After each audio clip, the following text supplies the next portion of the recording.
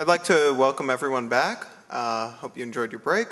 And we'll just be beginning with our final panel before the ambassador's speech. And I'd like to introduce Mr. Christopher Whitney, who will be moderating this panel. And he'll take it from there. Thank you very much. Well, thank you. I'm Christopher Whitney. I'm the Executive Director for Studies at the Chicago Council on Global Affairs. And it's a pleasure to be with you today on this very glorious afternoon to talk about an issue that I personally consider to be one of the most pressing international problems we face today, and that is the issue of democracy, governance, and war in oil exporting nations. We have a very distinguished panel with us to talk about that, and I'll quickly turn it over to them, but I just wanted to say a few words about this issue.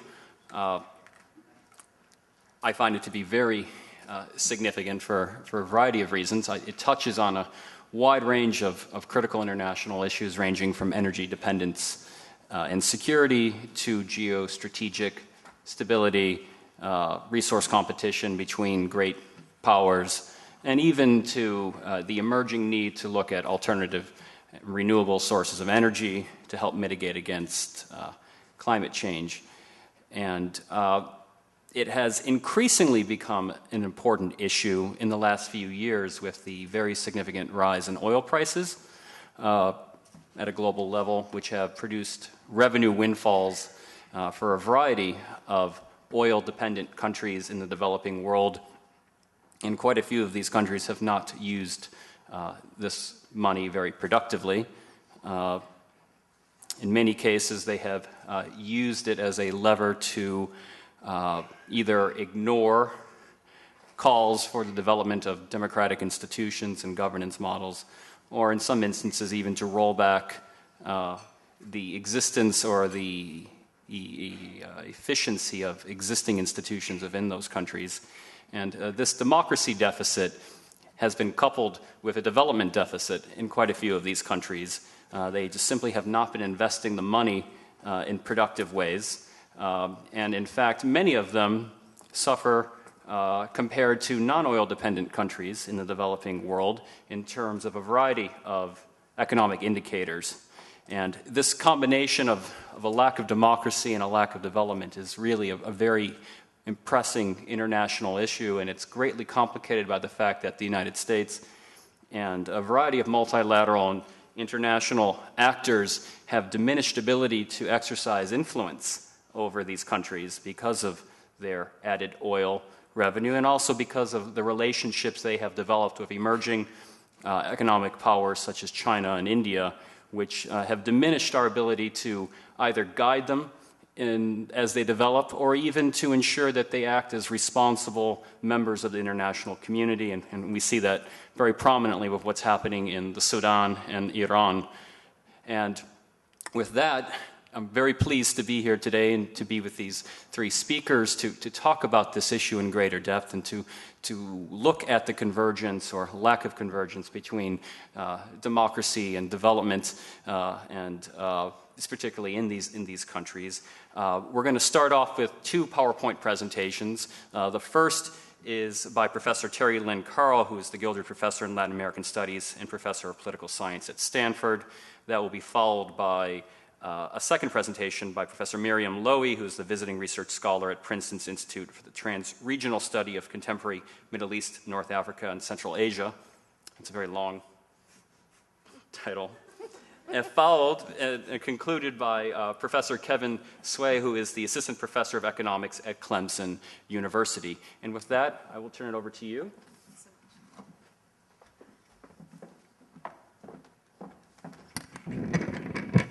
This really isn't a PowerPoint presentation as much as it is showing you little pieces of my former PowerPoint presentation. And I changed a little bit, in part because we're here thanks to the students who invited us, and I really want to thank all of you. This has been the most impressive, Jeff and Chris and others, Kyle, others. It's been a really impressive conference that you've put together. But I think that what I decided to do instead of showing you lots of data was to try to put a bit of a human face on the debate that I see in oil today. And I need to go back by saying that I first got interested in oil because the founder of OPEC, Juan Pablo Pérez Alfonso, a very noted Venezuelan, looked at me at one point and said, "Terry, why don't you study what oil is doing to us?" And I said, he was pointing at Venezuela, and I said, "What do you mean, Don Juan Pablo?" And he said, "Es el excremento del diablo." Oil is the devil's excrement. And I have not been able to get that phrase out of my mind for a very long time. And I wanted to bring it up to you because I'm feeling a little bit of a disconnect at this conference, and and I wanted to say how I see that disconnect. On the one hand, we are hearing a series of presentations that say there's a lot of energy out there, there's a lot of technological advances, the market is going to resolve this, we have a little bit, the U.S. government can't do very much, and so it's going to be business as usual, and we're okay through 2030. And then on the other hand, we have some people saying, what about climate change? And now I'm going to say, what about people living in oil exporting countries, and what is happening in countries in a moment of transition from easy to find relatively cheap oil to more difficult to find and more expensive oil. And I want to start by just telling you a story of something that happened to me in my office hours at Stanford. And that is, I went and opened the door of my office hours, big long line of students standing outside, and in the middle of them there was this indigenous man, elderly man, completely in what I knew to be Latin American indigenous outfit, lots of jewelry made out of seeds, etc. And I walked right up to him because he didn't fit the profile of my students, and I said, "Excuse me, can I help you?" And he looked at me, couldn't understand me. And then finally someone else came up and said, "I need to translate. He only speaks Uwa," which I have subsequently learned is only a verbal language. There is no written language. He had come from the cloud forests of Colombia. And in my office hours, he walked in and through an interpreter explained to me that he was the chief spiritual leader of the Uwa indigenous people. And he wanted to talk to me about oil because British Petroleum and Occidental were drilling under their land. The role of the Uwa spiritual advisors is to mediate between the earth and the tribe. And they had felt in their 5,000-year verbally recorded history, or I don't know how many thousands of years verbally recorded history, that they had to leave the land the way they found it. And he said to me this phrase, "For us, oil is the blood of the earth. And if you disturb too much the blood of the earth, in our spiritual beliefs, terrible things will happen. It will get hot, it will get cold, there will be floods, there will be droughts." And he proceeded to explain how the world would change if you disturb the blood of the earth too much.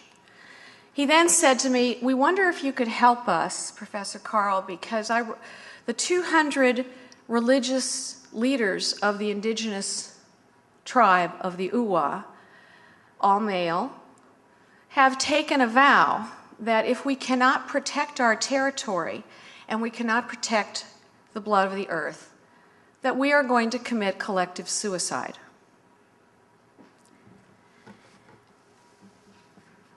Well, that's something to happen in your office hours, let me tell you. This was an absolutely serious comment, by the way.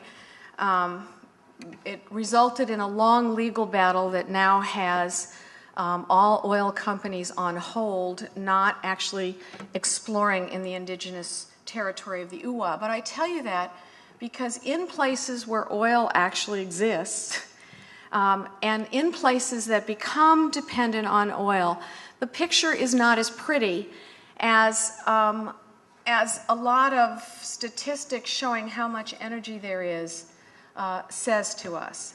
And what I believe very strongly is that if we do not have a global solution that is fair between consumers and producers, we will not only have the environmental problems that have been heard about so much, but we will have consistent and persistent war that I also believe will blow back on us in the United States. And let me tell you why I say that. I have not a lot of time, so I'm going to say this very quickly.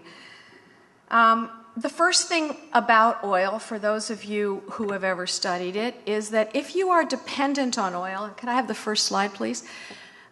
Keep going. If you're dependent on oil, as these countries are, meaning it is what you primarily live from in your fiscal health, then the thing that you experience as a country are very disappointing development outcomes over time.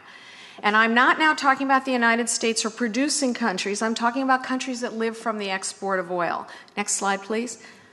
I'm just going to give you a feel of this. What is called the resource curse, in my view, is just an inverse relationship between natural resource or oil abundance, and particularly oil, and growth. And if you keep going on that, keep going.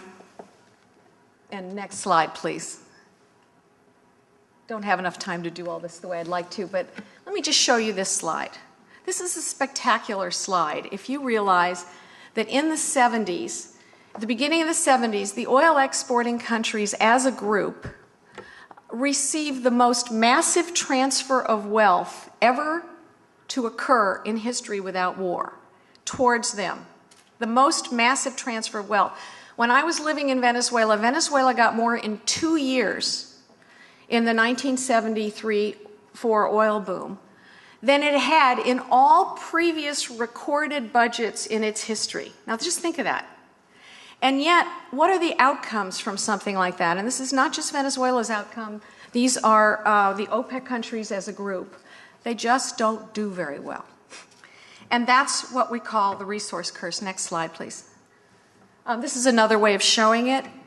The red is average world growth, average LDC growth, and you can see that with the exception of Iran and Norway, and Iran is primarily, by the way, a demographic phenomena, growth rates look very bad. Can you keep going? One of the reasons for that is a classic terms of trade argument, which is if you live off of one commodity, you have to buy everything else. And what you see is that over time, most other commodities end up being more expensive than oil as a group. And so that gives you a little bit of a sense of why rich oil countries are in fact poor in many ways. Next slide, please. Could you hit that again? I wanted you to see where most oil comes from, the countries that that are the greatest producers of oil, and the top ones are the greatest exporters. And what's important about those regimes is that we've had a big debate in political science about whether those regimes are democratic or not democratic, stable or not stable. Two different questions. How durable and stable are they? How democratic are they? Next slide, please. Now, here's what I think in this debate. I think there's a paradox. I once called it a paradox of plenty, in which I meant that oil-rich countries have such poor development outcomes. But there's another paradox, and that is most oil regimes, whether they're authoritarian or democratic, last a very long time. On the other hand, countries that are dependent on oil as a group are the most likely countries. They have a much higher propensity to have civil war. So they're both stable and with greater prospects of descending into war, as a group again. Next slide, please. Oil is associated with authoritarian rule, but that's largely because most of the places that were dependent on oil were already authoritarian as oil rents become a very important part of their budget.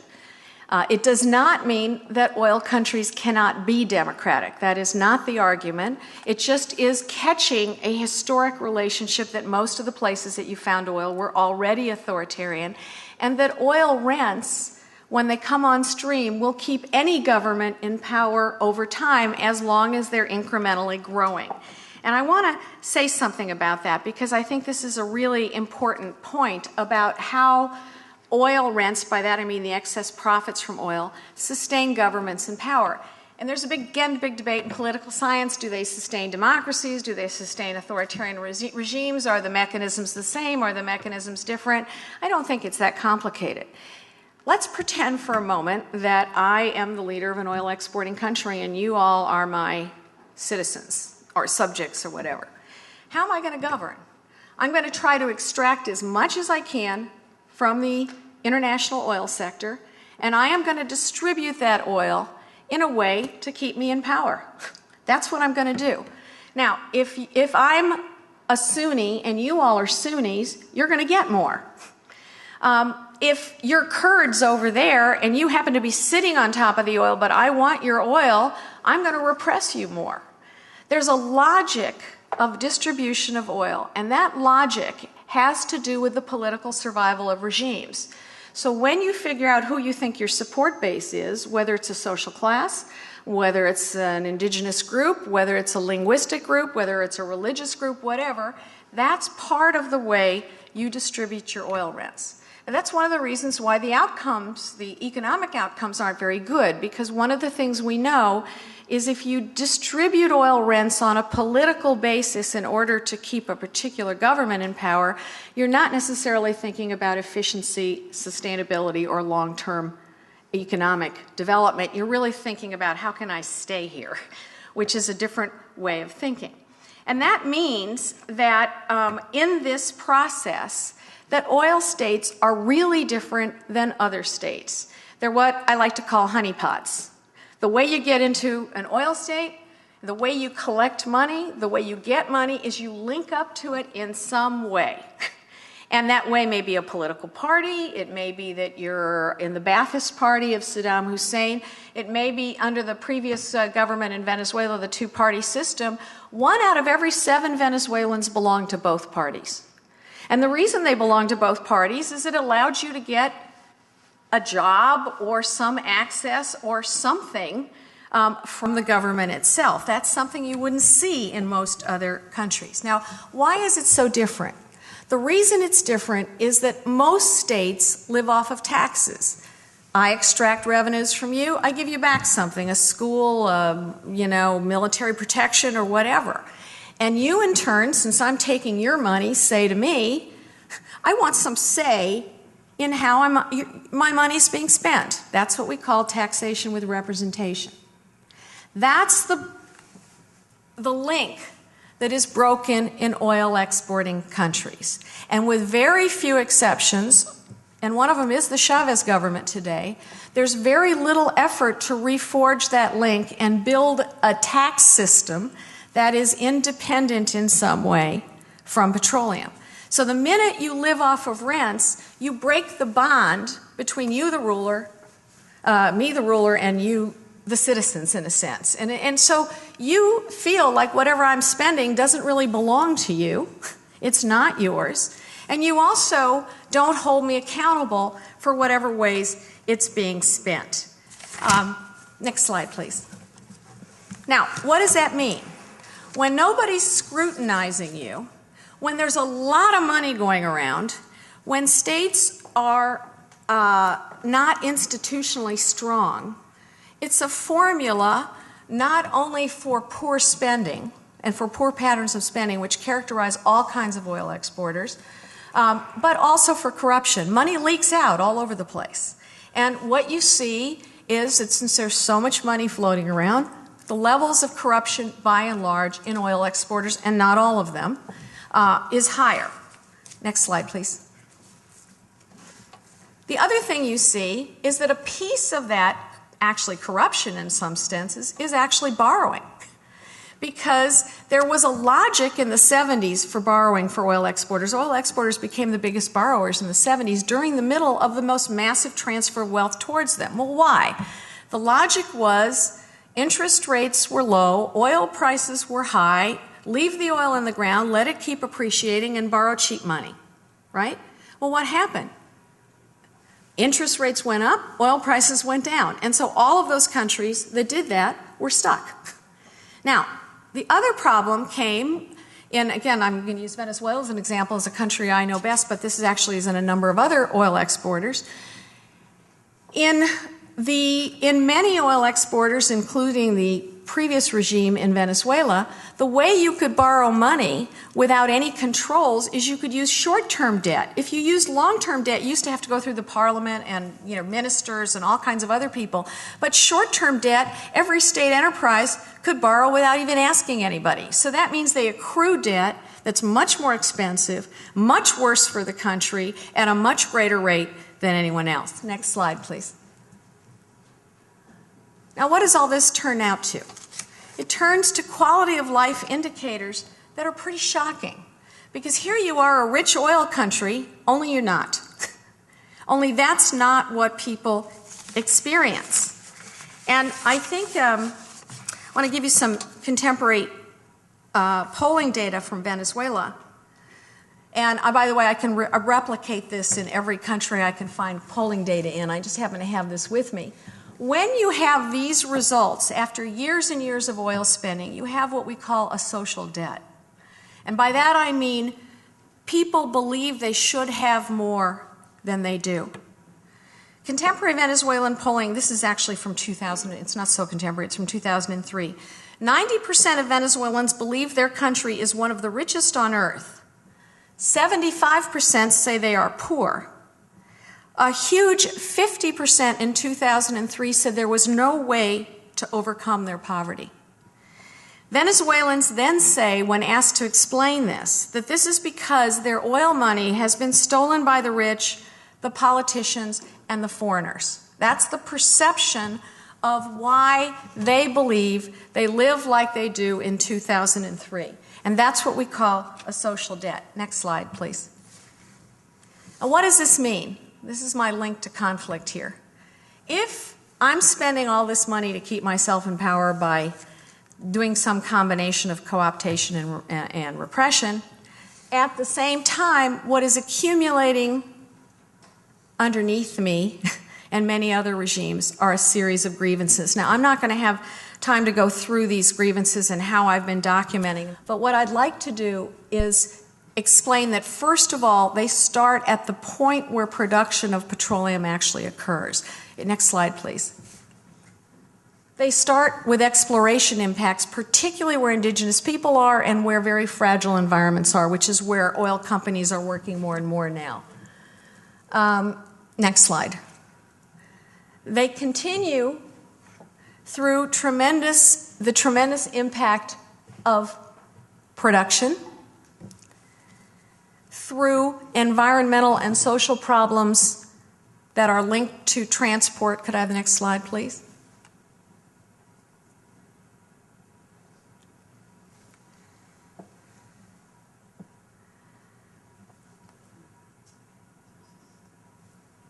Next slide, please. And this is what you get. This is a picture of Ogoni land in Nigeria.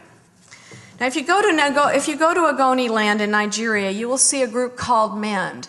And this is their platform. This is what they stand for, and I'm quoting: "The total destruction of the capacity of the Nigerian state to export petroleum."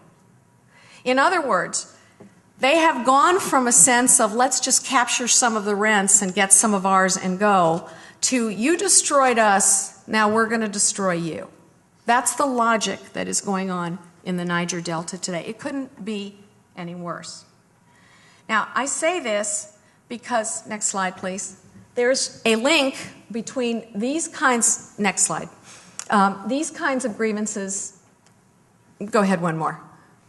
There, good. These kinds of grievances and the development of civil wars inside oil exporting countries. And the reason I was feeling a bit of a disconnect in the discussions that were going on about oil is, and I think David made this point and Vito made this point and others, is that unless you realize that the production of petroleum could very well end up in civil wars, which then take production off the market, that means that we're actually facing a problem that markets can't solve, and that is not just the climate problem, but the issue of global security, the issue of global welfare, the issue of how people live inside oil exporting countries themselves, the tremendous incentive for wars, particularly in places where oil is located, and for secessionist wars in places like Aceh in Indonesia or Cabinda in Angola or the Kurds or Kurdistan in Iraq, et cetera, et cetera. That this is a very real problem, and the Iraq story that we're seeing, we will see repeated, I very much believe, unless there is a more cooperative way of distributing the costs and benefits of how we produce energy in this world and how we use it. And I want to end just by saying, sharing one statistic with you, and then I will stop. And that is, find it.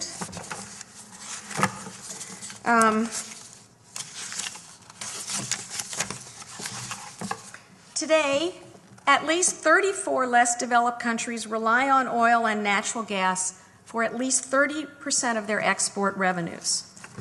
1/3 of these countries have per capita incomes of less than $1,500 a year.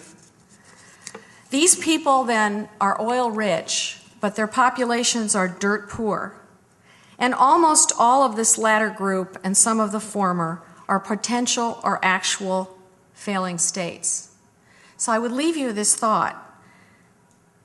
I believe that unless we urgently change the current injustices in the ways in which the benefits of oil are distributed, if we don't alter our own consumption patterns and search for less damaging energy alternatives, these state failures will consistently blow back on us, and they will fuel more and more conflict in the future, weakening the prospects for democracy and the prospects for development. Thank you.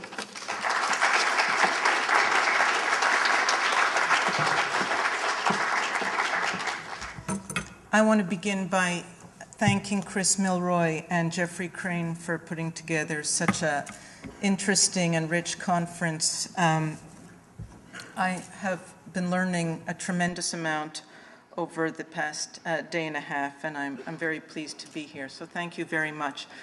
I want to begin by saying that I began my academic career focusing on water and conflict in the Middle East and North Africa, and I came to that topic because I was very passionate about the Israeli-Palestinian relationship, and I knew that inequitable distribution of water was an important element of that relationship.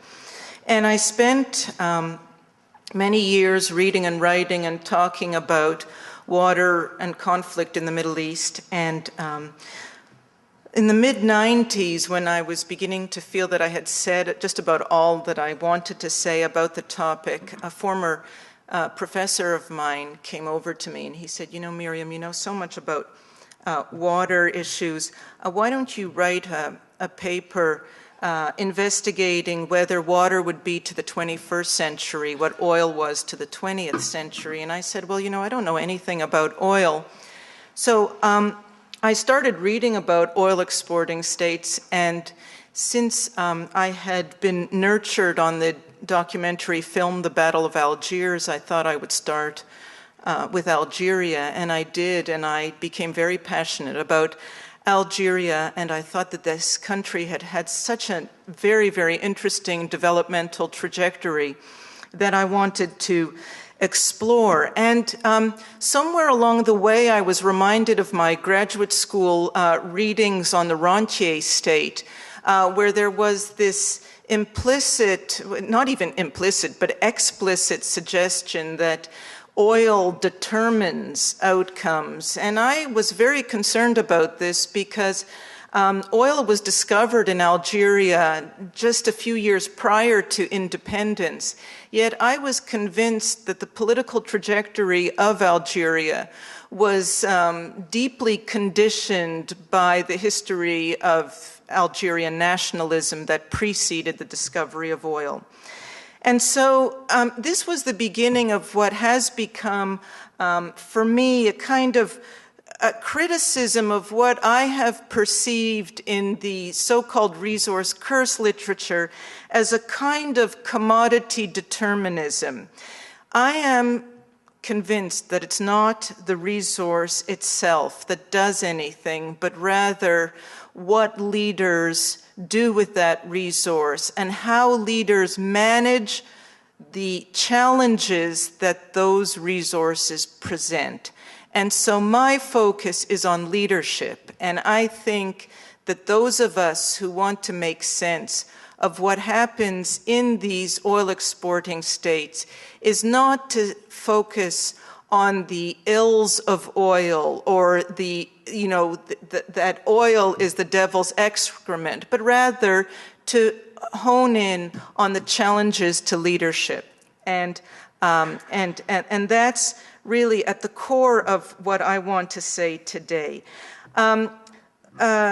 I think that much of the literature that has been written in recent years on the rentier state and the resource curse assigns far too much weight to economic structure and to oil rents in particular, and insufficient weight to such things as historical legacies, the choices of leaders, and even cultural peculiarities. I should point out to you that many of the oil exporting states today are post-colonial states, and we must remember what the colonial experience left with our newly independent states. The implied suggestion of much of this literature is that oil exporting states evolve as they do because of oil, and not because of such things as bad government or inappropriate policies or something altogether unrelated to oil.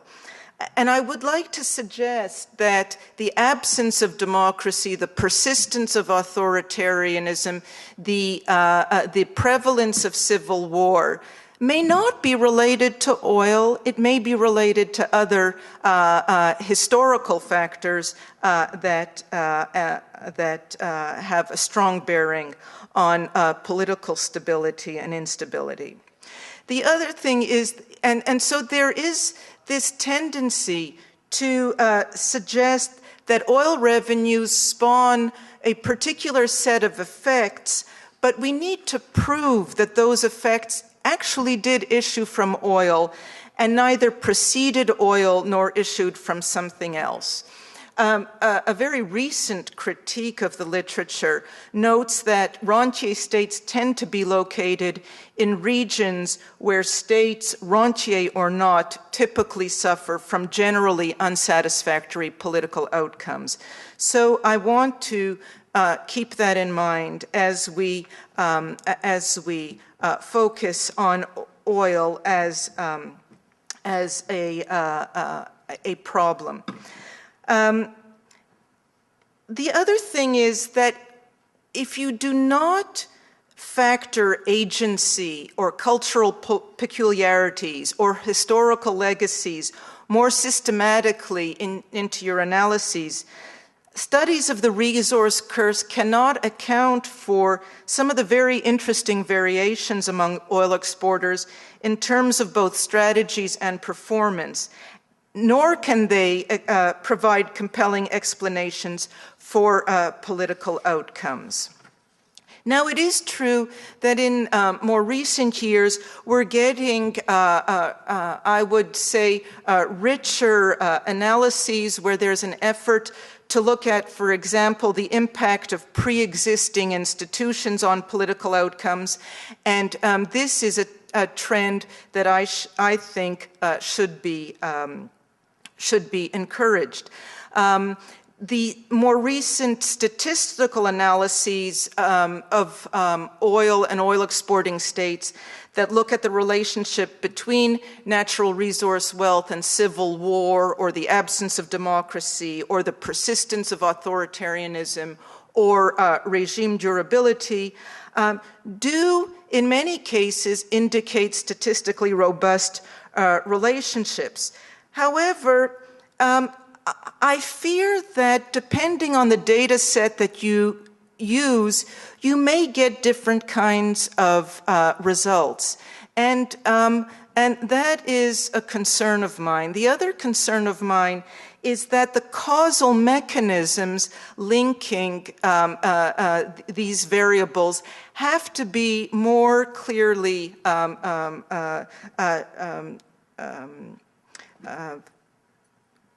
worked through, and I haven't seen enough convincing analysis of these causal relationships. And I could tell you some analyses that I have seen that actually defy historical evidence in the Middle East and North Africa, which is one area of the world that I do have some familiarity with. The implicit suggestion of much of the literature that oil promotes instability is beginning to be contested. In 2003, for the first time, there was a quantitative study that did demonstrate that oil exporting states are not particularly prone to instability and failure. And this was despite the suggestions of both the rentier state literature and more recent scholarship on civil war. In a study that I conducted on violence in Algeria for the World Bank a couple of years ago, I found only an indirect link between oil wealth and the civil war in Algeria. And there are, as I said, a few of us who are part of a new trend in the resource curse literature that are trying to locate explanations for outcomes in oil exporting states more squarely within the framework of the modern nation state and institutional foundations that inhere in the modern state. And so, for example, there is one study that has just come out where political outcomes depend on the timing of access to oil rents relative to industrial development. What I want to do in my remaining time is look at oil and instability and look at three cases and three different outcomes to give you a sense of how regimes, when faced with an exogenous economic shock, when prices fall dramatically, oil prices dramatically fall, how different oil exporting states have responded differently to that challenge with different outcomes. And those three countries are Iran, Algeria, and Saudi Arabia. The three different outcomes are regime breakdown and change in Iran, regime stability and persistence in Saudi Arabia, regime crisis and restabilization in Algeria. And I'm going to look at two oil price downturns. The first, the late 1970s, as it affected Iran and Algeria, and the second, the late 1980s, as it affected Algeria and Saudi Arabia. In 1973, when there was the first oil boom, the Shah of Iran completely ignored his policy community and decided on his own to multiply investment targets with no attention to the country's absorptive capacity. And the huge distortions that ensued caused the economy to spin out of control. At the same time, the newfound wealth fed the Shah's autocratic political ambitions, and he disbanded the two political parties that existed at the time and replaced them with his own creation, the Rastakhi's party, that became his own personal mouthpiece. And he transformed Iran into a weakly institutionalized, totalitarian-style, single-party state with, by the mid-1970s, little other than repressive capacity. And so far, this sounds just like what the raunchy state literature would tell us. But then when very high inflation, accompanied by recession, followed soon after the oil boom, the Shah refused to find ways to address the economic hardship that much of his population faced. He did instruct ministries to cut back on spending, but corruption remained widespread and mounting, and private Iranian investors were sending huge sums of money abroad on a daily basis. The Shah's principal effort at this time was to lash out at those social forces he detested and that posed, in his view, a challenge to his domination of the domestic political economy. He targeted the Bazari merchants and he imposed debilitating regulations on them and ignored the activities of the big industrialists and the large importers. And in that way, he kind of tantalized and radicalized an opposition rather than pacifying it. In Algeria, the recession years of the late 1970s were also difficult times, but in contrast to the Shah, Houari Boumediene, the president of Algeria, was able to manage the growing dissent fairly effectively. And he did so by investing in institutions in ways that altered distribution. He understood that his development strategy was causing tremendous hardship, and so what he did was he opened up some political space for the population to express themselves. He called for a national debate, and he figured that the impression of some degree of political participation at a time of economic hardship would reinvigorate support for the regime and ease domestic suffering. And in fact, he was fairly successful in this regard. He did implement some structural reforms at this time. He gave some sense of people having some voice in the system, and the results in terms of domestic peace at this particular juncture were positive. The Shah's methods were woefully inadequate, and his preferred strategy was through repression. After having targeted the Bazaris, he went after the clergy, and when they went out into the streets, he had his military fire on the crowds, and they did so repeatedly. When he eventually tried to engage with the opposition, he chose those members of the opposition who were not even allied with Khomeini, who was the leader of the opposition. So it shows you how alienated he was from social preferences. And eventually, with only a willingness to use force, the monarchy crumbled. The 1986 oil shock was even more challenging for the political stability of oil exporting states. As you know, oil prices plummeted to $10 a barrel from $40 a barrel just a few years before. Within a few years of that oil shock, Algeria was highly destabilized. In the early 1990s, it was in the throes of a civil war that would last roughly 10 years, and the regime appeared for some time to be on the verge of collapse. In contrast, Saudi Arabia weathered the 1986 shock masterfully, it seemed. What happened in 1986? For Algeria? Well, first of all, in response to the growing dissent as a result of the oil shock, the new president, Chadli Ben Jadid, decided to embark upon a democratic transition.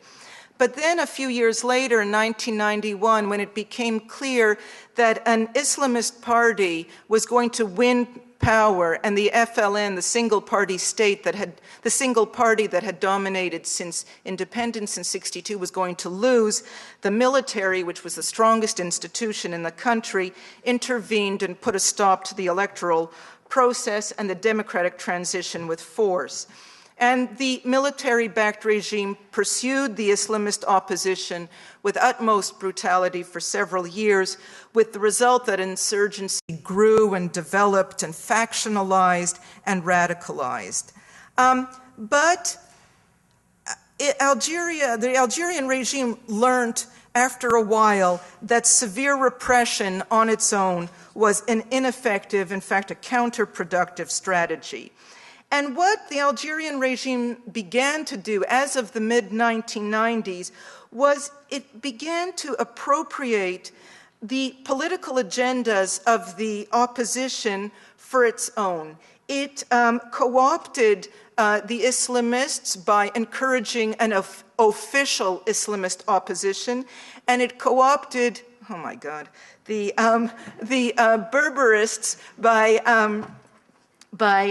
organizing, by quarantining the Berber opposition.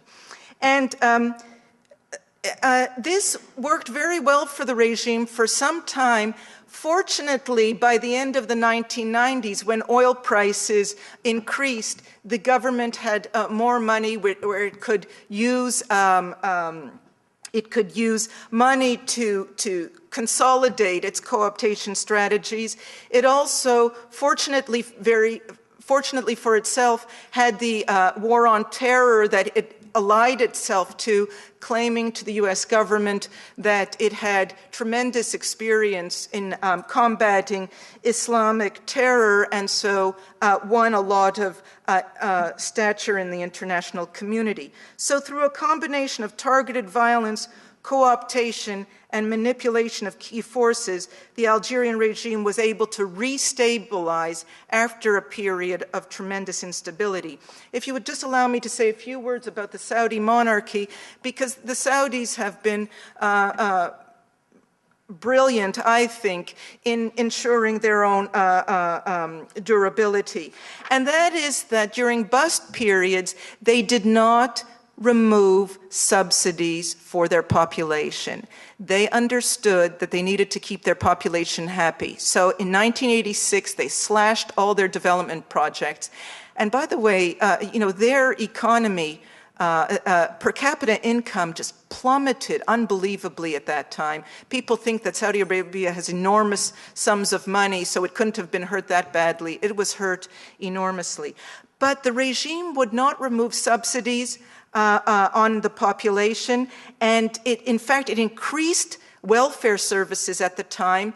During the Gulf War, when the Saudi population was furious that there were foreign military on its soil from which there were attacks on Iraq, what the Saudi government did was encourage the population to speak up. It accepted petitions from the population to express their concerns and their grievances. And slowly but surely, that regime has been prepared to give piecemeal political reforms that don't impact it too much, but keep the more moderate forces happy. I'm racing through this, but I think what I'm trying to show here is that there is a variation in responses to oil shocks, and the different ways in which regimes respond to oil shocks determine the kinds of outcomes that one finds in those countries in terms of stability or instability. And thank you. It's my great pleasure to come back to Chicago.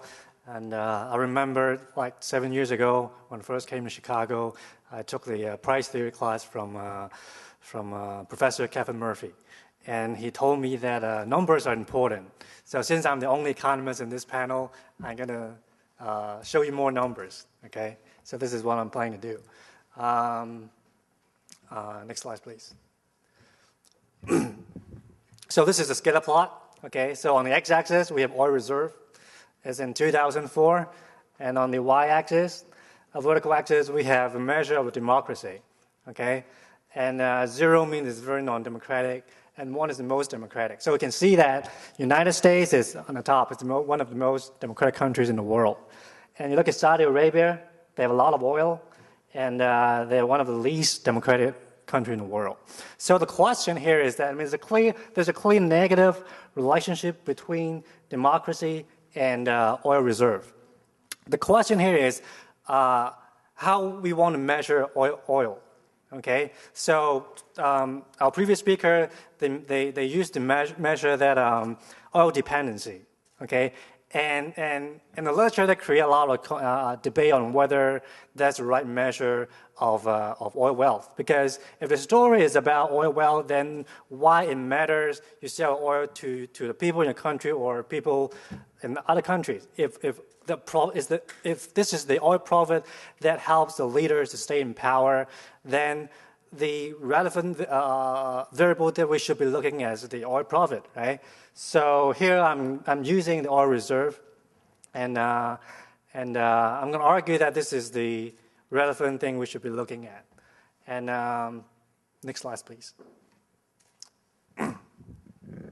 So as an economist, we're not really good at studying a lot of political institutional details, but we are good at some fundamental concepts, okay, like cost.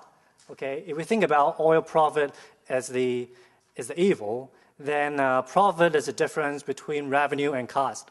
So we better have some measure of get a handle of the cost of production. So this is what I'm going to talk about today. And then the next thing is wealth. Okay, that's what I learned in Chicago as well. It's not just the income that you have today, but also the money that you expect to earn in the future. Okay, so and that's why if we think about export, which is a flow variable, that's going to tell you how much oil money you're going to make this year, but it's not going to tell you anything about how much oil money you're going to make in the future, right? So the relevant concept is going to be a discount value of the oil income that a leader is expected to get. Okay, so this is going to be important in my presentation as well. And then in terms of the underlying story that I want to tell at the very end of this presentation, I want to tell you a story and why it matters, why we expect to find a negative relationship between oil wealth and democracy. And I'm going to tell you a very simple story about how that's going to affect the leaders' incentive to stay in power, and then there's going to be a supply and demand of freedom or democracy, if you will, and how competition for leadership is going to be important. Okay, next slide, please. So this is the data I get from those peak oil people. Okay, and there's a organization called Association Study of Peak Oil. It's a non-profit organization. Members in that organization are a group of oil experts. Okay, so they collect data. They have industrial data to understand the problem of peak oil. Okay, and they claim that they have the reliable data. Okay, and the reason why they argue the public data that we have seen in some other presentation in this conference, which are basically based on the data from BP. Okay, and those oil experts, they argue that the data from BP, they are very bad. Okay, and the reason is because nowadays a lot of those oil-producing countries, they have their, it's basically self-report data. They can report whatever they want, okay? And in particular, since the OPEC quota system, if you look at the BP data, in a few years, they just double their reserve, okay? And the reason is because basically their quota, how much each OPEC country can produce, is based on their reported reserve. So there's a lot of noise in terms of the reporting data. So I got the data from them, and those people, they told me that each country, they have a one peak discovery year. For example, for the U.S., okay, we have a lot of oil in this country. A lot of people didn't know that. I mean, in terms of endowment, the total amount of discovered, it's comparable to Saudi Arabia. It's just somehow that we discover oil, the peak discovery year is on the 1930s, okay, and Saudi Arabia, they started later. Okay, their peak discovery year is in the 50s. Okay, so by looking at these data, it tells you that the distribution of the size, one thing is the size, the other is the timing of discovery. Okay, so in the following analysis, I'm going to use this kind of data to make a comparison that, okay, if a particular country, they discover oil in a particular year, then I want to see whether before and after, whether the country is becoming more or less democratic, okay? Because a lot of debate And thus, resource curse literature is that, well, when you look at oil dependence, well, then when we measure that oil dependence, then it's basically two problems created by looking at the oil dependence. The first thing is export. Okay, export is what? It's production and then a net of the domestic consumption. Then people can argue that, some economists argue that, well, if there's some underlying reason, maybe cultural or some other reason that we don't observe, okay, that's going to hinder the economic development of a country, okay? That's going to lead to low consumption domestically, and that's why they're going to export more, okay? That's one reason. And then another reason is that when people look at that oil dependence measure, export, and then normalize that divided by the income of the country, then they create another problem. And the problem is, again, if there's some other reason that researcher cannot observe that why the country is not doing well, then that's going to reflect in the income, right? And that's going to inflate the oil dependency. And if we want to understand the relationship between oil wealth and economic growth, then that's something that's going to be created artificially that there's a negative correlation between oil dependence and economic growth. And that's why today I'm going to talk about we should measure oil in terms of the oil endowment, okay, and see whether that really create a problem, okay.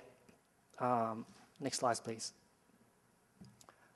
Another measurement issue I want to talk about is the heterogeneity in terms of oil production cost, okay. There's a huge heterogeneity, okay. And we think about profit as a difference between revenue and cost, then this is something we cannot ignore. When we think about production or export as just a gross revenue, okay? But if it costs a lot to produce, then it doesn't mean that the leader is going to get a lot of oil money. So we look at this diagram from the data sources from IEA, and then there's a lot of heterogeneity in terms of the cost of production in terms of oil. So those cheap oil which has already been produced, they're relatively cheap to produce. In terms of the cost, is between a few bucks to 20 bucks per barrel. And then if we look at those Middle East OPEC countries, these are the countries in which they have relatively cheap oil, okay? And then there are other conventional oil, the cost can be range from 10 bucks to 40, 50 bucks, okay? So there's a lot of heterogeneity in terms of the cost of production. And if oil profit provide incentive for the leader to stay in power, then we have to somehow capture that. Next slide, please. Oh, this is this is one beautiful picture that I got from a geologist.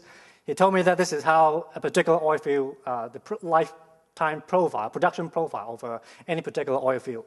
So, and that's going to be important.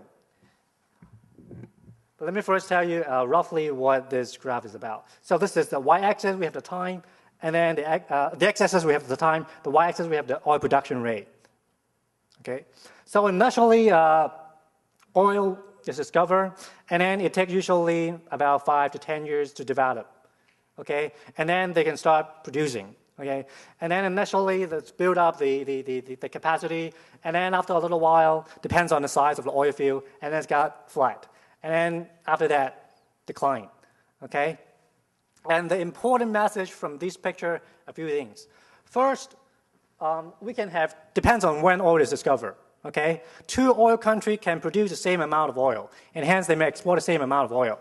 But in terms of the oil wealth, because oil wealth is how much you can make in the future, we have to somehow capitalize the future income as well. So because of this U-shape, an inward U-shaped thing, two oil-producing countries, if they discover oil in a different period of time, then they can produce the same amount of oil at a particular point in time, but in terms of their wealth implication can be different, right? If you just discover oil, then there's going to be a lot of wealth down the road. But if it's declining, then that's going to be very different, okay? Another thing that I want to talk about is this profile not only tells you the oil production profile, but also in terms of the cost, okay? And naturally, the cost of production is relatively cheap because oil just comes out from the ground from natural pressure. But then over time, then you have to inject water initially, and then you have to inject gas and so on, and they're very expensive. So, and that's going to exacerbate the change in the oil. Okay, so there are a bunch of democratic countries. Okay, they had been democratic before they discovered oil.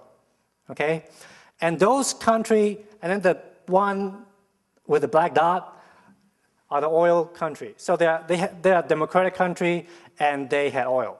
They discovered oil. So those countries are like the United States and Norway, UK, okay? So they had been democratic before they discovered oil, and they remain democratic, okay? And there are and then we can compare that with the bubble white dot on the top as well. So they are democratic country as well, but they don't have a lot of oil, and we can see that it doesn't matter for countries in which they had been democratic before they found the oil, they remain democratic, okay? And but then when we look at the bottom of this diagram, then we have a similar two-time series. One is, down there, they're all non-democratic countries. So these countries, they have been non-democratic before they discovered oil. And some, they're lucky to discover oil, and some, they didn't. And we observe there's a divergence between their degree of democracy. So those countries who were lucky enough to have oil, they remain non-democratic. And over time, those who didn't discover oil, they're getting more and more democratic. So there's a divergence between the degree of democracy, okay, when we measure oil in terms of the oil endowment. Okay, and roughly speaking, if we look at this diagram, after 3 decades of the oil discovery, then the gap, okay, some people use the term freedom deficit. The difference between an oil country and non-oil countries is about 0.15 percentage point in terms of the degree of democracy. Next slide, please. And then we can do some fancy regression analysis, and then it tells you that there's no effect, oil discovery has no effect for democratic countries. It's not going to make Norway, US less democratic. But for non-democratic countries, a discovery of, when we convert that into the dollar terms, $280 billion worth of oil revenue is going to push down or reduce the democracy by about 30 percentage points. And what does that 30 percentage point mean? Roughly speaking, 30 percentage point of democracy is something like the difference between Jordan and Saudi Arabia. So Jordan, they don't have a lot of oil, and then Saudi Arabia have a lot of oil. And the difference in terms of the degree of democracy is about 30 percentage point, okay? And then the next finding is that what about in terms of the cost? So in terms of the cost of production, a reduction in about 100 billions of exploration costs is going to reduce democracy by about 15 percentage point. So they're, in a way, in terms of the order of magnitude, they're in the same ballpark. So the revenue and the cost is going to affect the change in democracy in pretty much the same way. Okay, and finally, when we look at the heterogeneity in terms of the quality and the cost of production, then I found that the anti-democratic effect of oil increases in oil quality. So some countries like Algeria, their quality of oil is very good. So they have very low sulfur content and is also very light. So these countries, the anti-democratic effect is bigger. And also, on the other hand, it decreases in the cost of production. So, which is consistent with the story about the profitability of oil wealth. Okay, next slide, please. And then we can look at several case studies.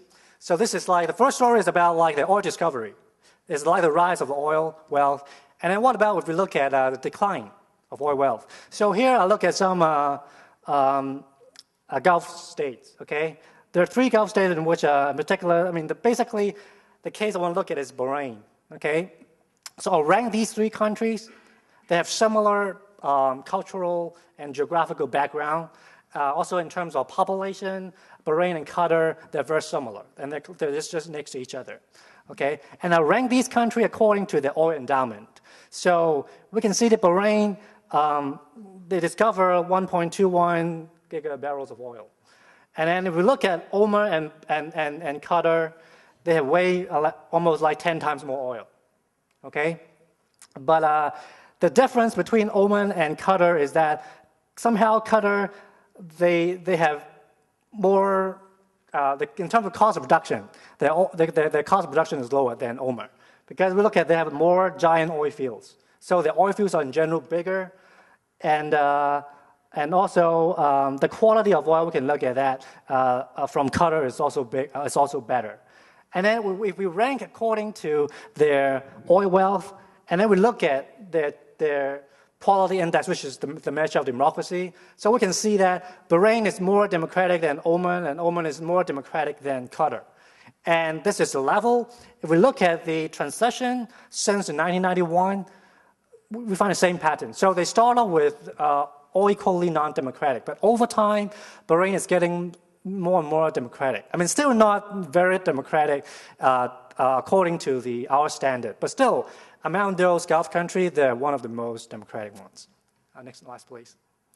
And here, another similar case study in which I look at those post-communist producers. Okay, I exclude Russia in this table because there's a lot of debate in terms of how democratic Russia is, and so I look at others post-communist oil-producing country, and again I rank them according to the oil endowment from the Albania to Kazakhstan, and again it's consistent with the story that those countries who have production declining, they tend to be getting more and more democratic over time. And Kazakhstan, in fact, is getting less and less democratic, so which is consistent with my oil story. Next slide, please. And we can look at another scalar plot, just look at by region, oil reserve, and democracy.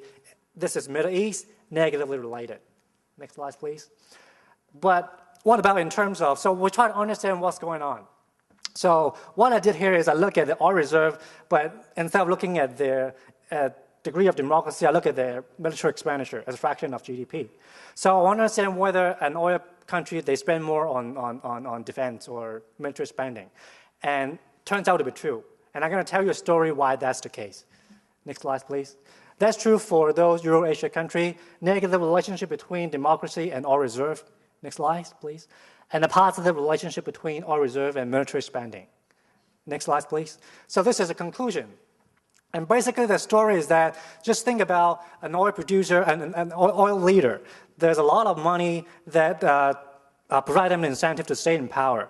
And to stay in power, they have to spend more resource to make sure that they are remaining in power. So they spend more in military spending. It's like a form of barriers to entry to ensure that they can stay in power, so to kill their enemy and so on. And so we can think about supply and demand of democracy, and oil wealth is going to reduce the supply of freedom, or to increase the supply of repression.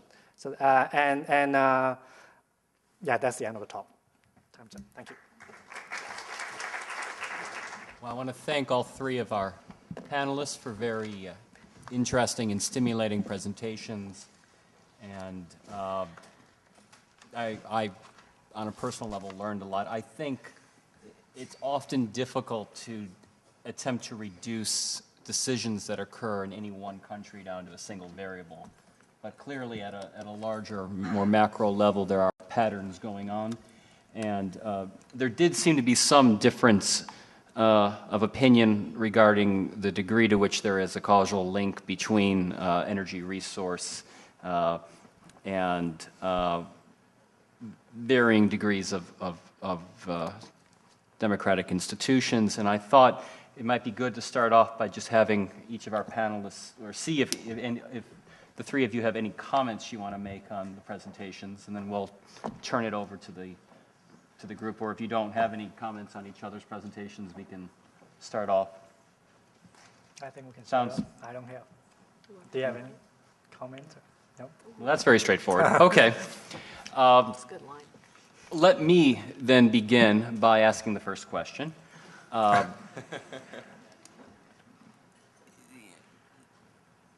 In many ways, the portrait that's painted is a very sobering one. there's clearly something going on which should be of concern to all. And the question is, what do we do about it? Now, obviously, decreasing our dependence on oil is an option, but barring that, what are the options available to this nation and to the international community to help facilitate the development of democratic institutions and reduce conflicts in these countries? How do we engage other nations in that process? Is it possible to develop a framework that brings in China and other emerging countries that clearly have a geostrategic stake in this? Do any of the three of you have opinions on that? Yeah, I'm not going to be able to elaborate on this, but there's actually a new book that came out this week that is edited by Jeffrey Sachs and Joe Stieglitz and McCartan Humphreys, called Escaping the Resource Curse. And I'm going to try to summarize really fast my chapter there. The first thing I would say that you do is you don't start a war in an oil exporting country. Number one, you just don't do that. There are a lot of reasons why you don't do that. But the second thing, the main reason is that what is really important in my view inside oil exporters, and I'm going to get outside in a minute, but inside oil exporters is whatever their regime type, whatever they're like, is to foster a wider and wider debate and consciousness about oil being their resource and their future in this, and reconnecting back the sense of oil wealth in the way that other people feel relation with their tax dollars, if I could put it that way. The reason that that debate is so important is that that is the central resource in oil exporting countries. And so if you take something like the Iraq oil law right now, which is, has had no debate at all, which is completely secret, and which, contrary, I think, to some of the things that were said yesterday, was largely written by foreigners, that has some of the worst terms I've ever seen in terms of equity about what belongs in Iraq and what belongs to foreigners and what the relationship should be for foreign oil companies. That's just not a formula for more stability or more democracy. So the first thing is, real debate inside about what is the central resource of countries, and any way to encourage that, it seems to me, is important for the just distribution of what that means. And outside, I think, it is an increasing understanding that if we do not, we can either fight with China over scarce resources or we can cooperate.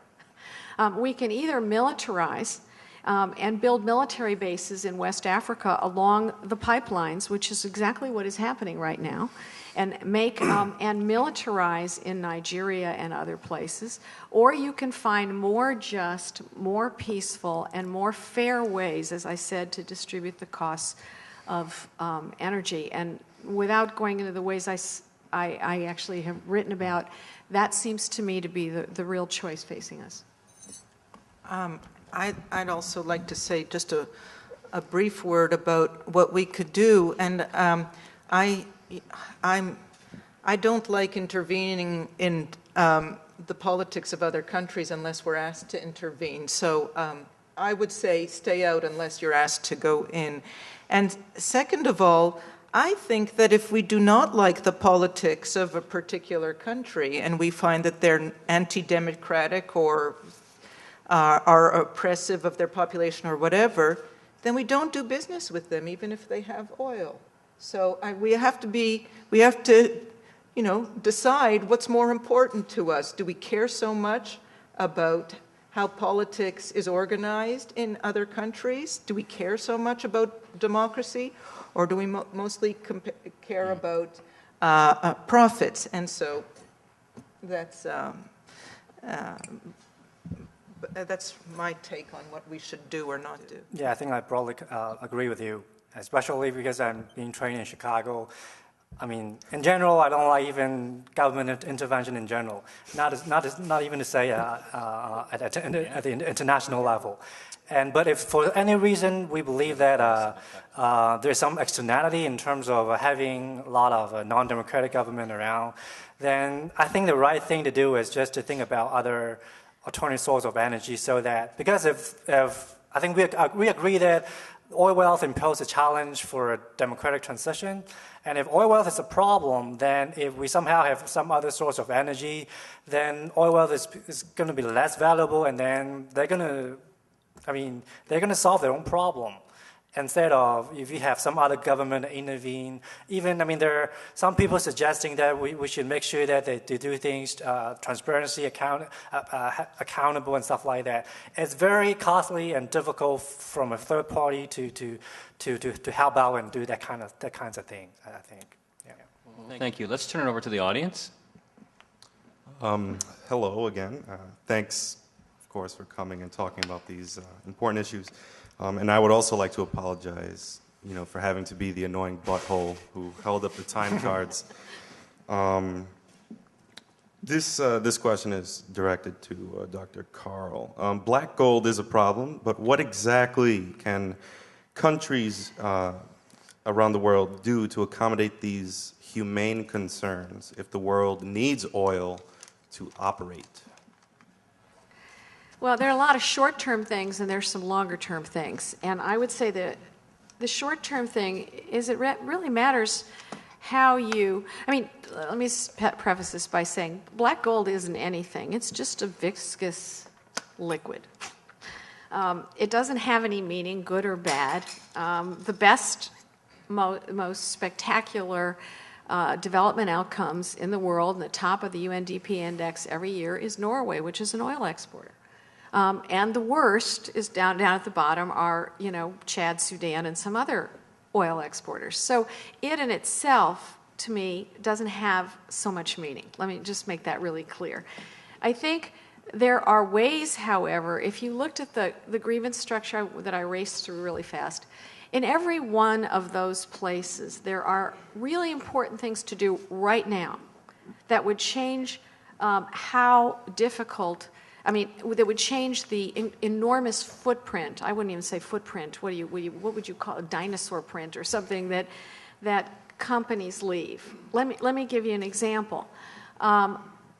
If you applied the same environmental regulations that we have in the United States to Ecuador, to Chad, to the Sudan, to any places where U.S. oil companies operated, you would not have the huge spills in the Ecuador Amazon that have just absolutely destroyed miles and miles and miles of rainforest, which matters to us, actually.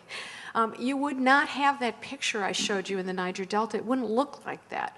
So one of the things that's really important is regulating the industries, whether they're national oil companies or foreign oil companies, to behave with really strong standards in, I would say, both environmental and other forms of human rights. There are a range of other things that go along with that have to do with, and there are a lot of things that go along with that. There's disease patterns that I can track to oil, absolutely. There's an AIDS epidemic that follows the Chad-Cameroon pipeline, for example. There are many other things like that are really important and that actually much more responsible corporate management could do something about. So there are things that are very, and I can give you many, many more examples. I don't want to talk too long about this, but that's one set of things that could happen now. My own belief is that whether we like it or not, and no matter how much oil is out there, the tremendous social, environmental, and war costs associated with the way we organize our economies today is going to force us to change. And so it's going to force us to change regardless of whether you believe in peak oil or you don't, or how much oil is in the ground. There are things that are not being quantified in these talks, in these economic analyses about the costs of not having democracy, the costs of environment, the costs of human rights violations all over, the costs of 4 million dead in the Congo over oil and other mineral wealth, along with other factors, et cetera. These are just huge costs.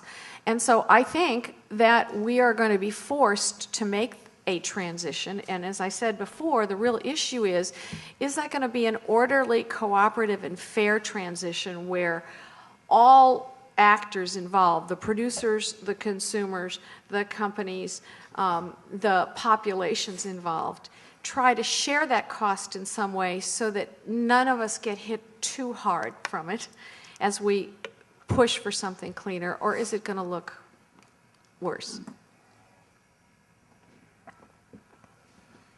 I've got a kind of a follow-up question on that about what the appropriate policy response should be, because so far the answer for governments and for companies has been about standards.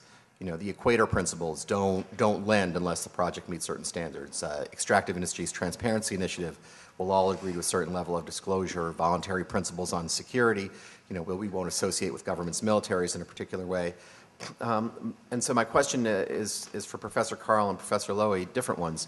For Professor Lowy, I guess the question is, if leadership is really the core issue and the host governments don't choose to set these standards for everyone who operates there, are these initiatives worthwhile, or do you think that they're a superficial policy response?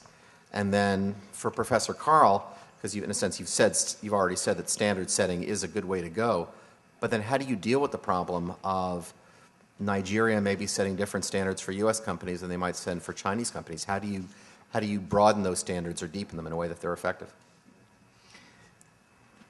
That's a very good question. Thank you for that. Are these initiatives worthwhile? If they are imposed seamlessly, they are. For example, you know, a country like Algeria does want foreign companies in there developing their oil reserves. If it knows that you're not going to get involved unless Sonatrach opens up its books to the public to look at, they're out of business.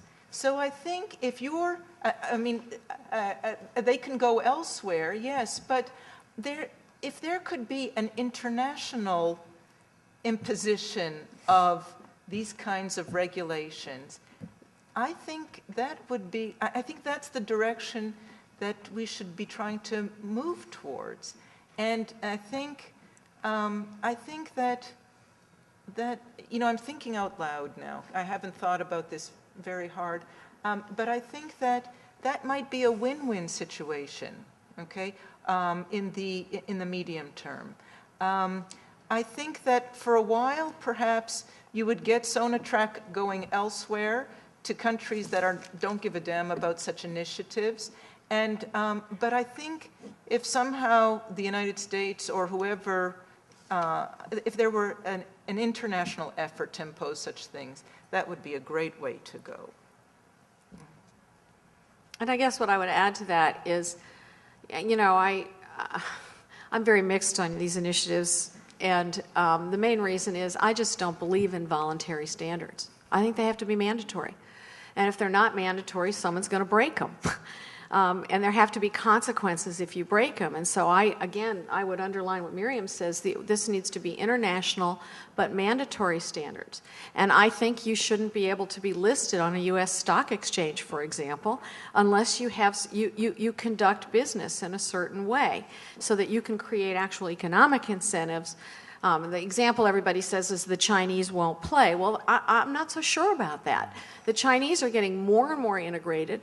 They're finding they don't want their people kidnapped either, I can guarantee you, in the kinds of places that I've been working in. And so I would favor very strongly mandatory transparency in both what companies pay governments and how governments spend them, that issue.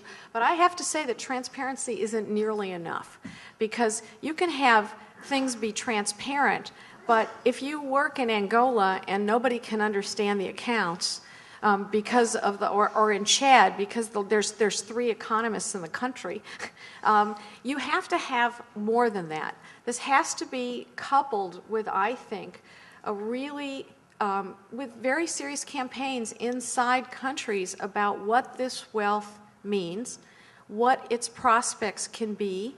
And I'll give you some examples. I've seen situations in which, where a particular village is given a stipend, And they say, in this case, by an oil company. And they say, we were going to give it to you to build a school, but we don't really know because some people want a clinic and some other people want this and some people want that. Mm-hmm. And so what happens is they get this stipend and they sit down and they debate what they want in the village.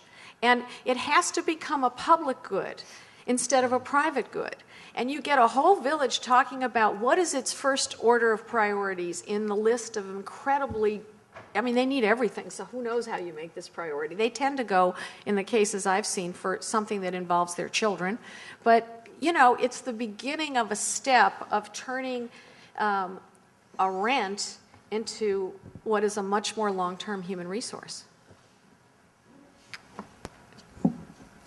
Thank you all for doing really great presentations, really enjoyable. I had a question kind of based on some of Dr. Karl's concerns that she brought up. The consensus that I've been seeing here is one that kind of revolves around leadership in these countries, and that, whether it's Putin or Russia, that, really need to apply these standards to these countries. A lot of tears have been spilled about Russia in particular. I won't get into why I cynically not so sure about that. But the take-home message has been that it's effectively the fault of the people in these countries. And so I was wondering, Dr. Lally brought up in the beginning about historical legacies and kind of left it at that after colonialism. I was wondering how things much have really changed with resource development. And I was looking at Canada and Norway, kind of this democratic bar at the top, kind of stay the same. Well, they're also never colonized either. There's other factors at work here too. I was just wondering, we have about 900 odd military bases around the world. I was wondering how much these things have really changed and how much it's just the fault of these people in these countries, whether there's something really that wrong with them or whether there's something that's also a little wrong with us. Thanks.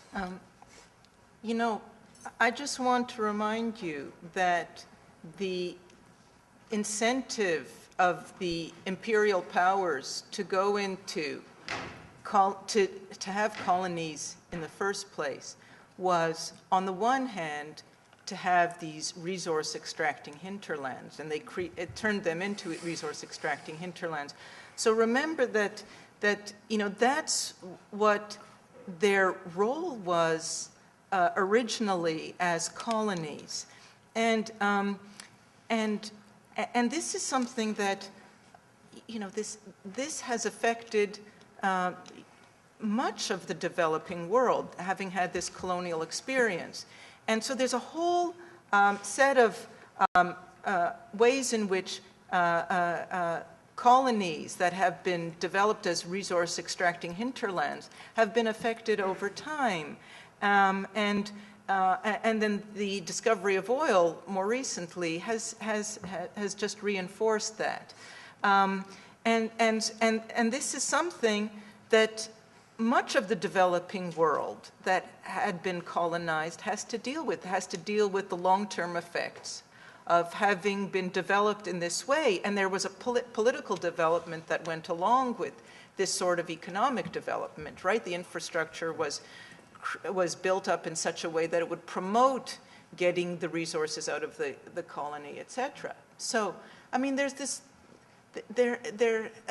Much of the efforts of the post-colonial states has been to kind of resolve these issues of dependency and underdevelopment related to the colonial experience.